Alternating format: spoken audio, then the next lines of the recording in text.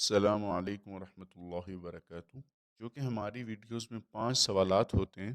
آج جو ہمارے 5 سوالات ہیں ان میں سب سے پہلا سوال یہ ہے، کیا وضو کرتے وقت 3 دفعہ منہ دھونے کے بعد داڑھی کو اندر سے باہر سے تر کرنے کے لیے بار بار ہاتھوں میں پانی لے کر دھونا ضروری ہے؟ جی تو اس کا جواب ہے، داڑھی اگر گھنی ہو کہ اندر کی جلد نظر نہ آئے تو اس کے اوپر سے دھونا فرض ہے، اور اس کا حلال کرنا سنت ہے۔ اور اگر ہلکی ہو تو پوری داڑھی کو پانی سے تر کرنا ضروری ہے۔ تو جی ہمارا دوسرا سوال ہے، آب زمزم سے وضو اور غسل کرنا۔ یہ سوال آیا ہے جی کہ مولانا صاحب، میں مکہ مکرمہ میں رہتا ہوں، کئی دنوں سے اس مسئلے پر دل میں الجھن رہتی ہے، برائے مہربانی اس کا شرعی حل بتائیں، آپ کا شکر گزار ہوں گا۔ مولانا صاحب، ہم پاکستان میں تھے تو آب زمزم کے لیے اتنی محبت تھی کہ کچھ بتا نہیں سکتے۔ اب بھی وہی ہے، ایک قطرے کے لیے ترستے تھے۔ یہاں لوگ وضو کرتے ہیں، کیا یہ جائز ہے یا نہیں؟ نماز کے لیے وضو کر لینا چاہیے، جائز ہے یا ادب کے خلاف ہے؟ تفصیل سے جواب لکھیں۔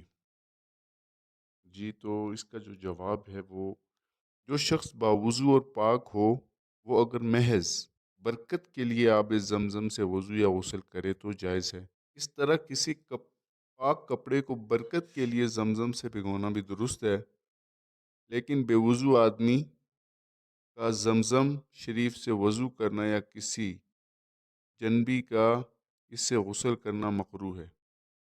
ضرورت کے وقت جب دوسرا پانی نہ ملے، زمزم شریف سے وضو کرنا تو جائز ہے، مگر غسل جنابت برحل مکروہ ہے۔ اس طرح اگر بدن یا کپڑے پر نجاست لگی ہو، اس کو زمزم شریف سے دھونا بھی مکروہ بلکہ بقول بعض حرام ہے۔ یہی حکم زمزم سے استنجا کرنے کا ہے۔ نقل کیا گیا کہ بعض لوگوں نے آب زمزم سے استنجا کیا تو ان کو بواسیر ہو گئی۔ خلاصہ یہ زمزم نہایت متبرک پانی ہے، اس کے آداب ضروری ہے۔ اس کا پینا موجب خیر و برکت ہے، اور چہرے پر، سر پر اور بدن پر ڈالنا بھی موجب برکت ہے، لیکن نجاست زائل کرنے کے لیے اس کو استعمال کرنا ناروا ہے۔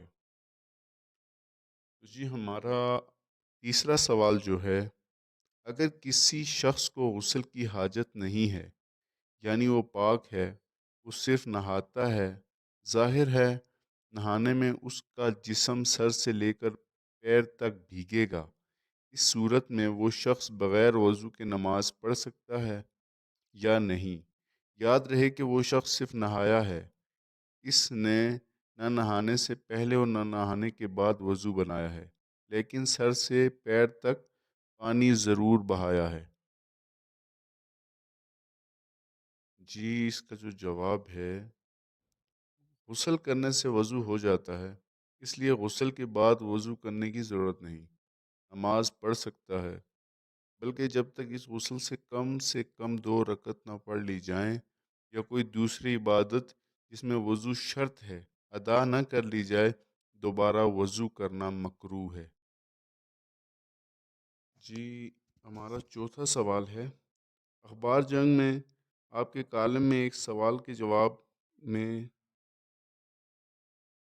نہانے سے قبل یا بعد وضو نہ کرنے کے باوجود نہا لینے سے وضو ہو جاتا ہے اور اس سے نماز پڑھی جا سکتی ہے، بلکہ غسل کے بعد اگر 2 رکعت نماز نہ پڑھی جائے اور وضو کیا جائے تو گناہ گار ہوگا۔ یہ بات سمجھ میں نہیں آتی، مہربانی فرما کر ذرا وضاحت سے فرما دیجیے۔ جواب، 2 باتیں سمجھ لیجیے۔ اول یہ کہ غسل میں جب پورے بدن پر پانی بہا لیا تو وضو ہو گیا۔ دوسرے لفظوں میں غسل کے اندر وضو خود بخود داخل ہو جاتا ہے۔ دوسری بات یہ کہ وضو کے بعد جب تک اس وضو کو استعمال نہ کیا جائے دوبارہ وضو کرنا مکروہ ہے، اور وضو کو استعمال کرنے کا مطلب یہ ہے کہ اس وضو سے کم از کم 2 رکعت نماز پڑھ لی جائے یا کوئی ایسی عبادت کر لی جائے جس کے لیے وضو شرط ہے، مثلا نماز جنازہ، سجدہ تلاوت۔ پانچواں جو سوال ہے، ہمارا پانچواں سوال یہ ہے کہ جب ہم غسل کرتے ہیں تو ہم صرف انڈر ویئر استعمال کرتے ہیں۔